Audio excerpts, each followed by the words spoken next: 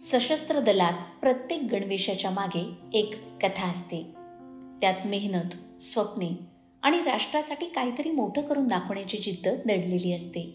स्वातंत्र्य दिनाच्या या मालिकेच्या दुसऱ्या अध्यायात आपण ओळख करून घेणार आहोत अशा एका वीरांगनेची, जिच्या हातात तलवारही शोभली आणि नेतृत्वाची पताका देखील. त्या म्हणजे कॅप्टन दिव्या अजित कुमार. चेन्नईतल्या एका तमिळ कुटुंबात जन्मलेल्या दिव्या पहिल्या पिढीतील सैनिक आहेत. Good Shepherd Matriculation Higher Secondary School आणि स्टेला मॅरिज कॉलेज, चेन्नई येथून BCom ऑनर्स पूर्ण करताना त्या नॅशनल कॅडेट कॉर्प्समध्ये सक्रिय होत्या. राजपथवरील NCC महिला तुकडीत भाग घेऊन त्यांनी परेडचा अनुभव घेतला आणि इथूनच त्यांच्यात सैनिकी प्रवासाची बीजे रोवली गेली. यानंतर दिव्या चेन्नईतील ऑफिसर्स ट्रेनिंग अकादमीमध्ये दाखल झाल्या.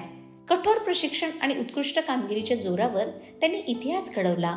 तो सर्वोत्तम कॅडेटला देण्यात येणारा स्क्वॉड ऑफ ऑनर हा पुरस्कार जिंकणाऱ्या त्या पहिली महिला ठरल्या.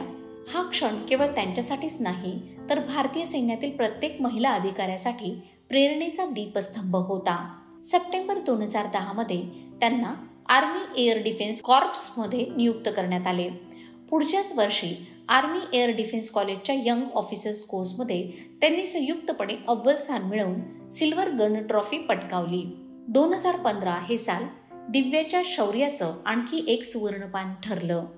प्रजासत्ताक दिनाच्या परेडमध्ये जिथं अमेरिकेचे राष्ट्राध्यक्ष बराक ओबामा प्रमुख पाहुणे होते, तिथं त्यांनी 126 अधिकारी आणि 28 कॅडेट्सच्या भारतीय लष्कराच्या पहिल्या सर्व महिला तुकडीचे नेतृत्व केले. राजपथावर चालणारी ती तुकडी केवळ एक परेड नव्हती, तर भारतीय महिलांच्या धैर्याचा आणि नेतृत्वाचा जाहीरनामा होती. आज कॅप्टन दिव्या अजित कुमार पुन्हा त्या जागी उभ्या आहेत, जिथून त्यांचा सैनिकी प्रवास सुरू झाला होता. चेन्नईतील ऑफिसर्स ट्रेनिंग अकादमीमध्ये प्रशिक्षक म्हणून त्या रुजू झाल्या.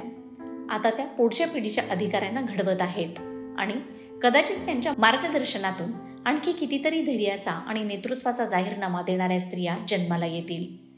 कॅप्टन दिव्या अजित कुमार हे सिद्ध करतात की नेतृत्व लिंगावर अवलंबून नसतं, तर जिद्द आणि कार्यक्षमतेवर असतं. त्यांची कथा प्रत्येक भारतीय तरुणीला सांगते की जर निर्धार पक्का असेल, तर राजपथापासून रणांगणापर्यंतचा प्रवास फक्त काही पावलांचा असतो.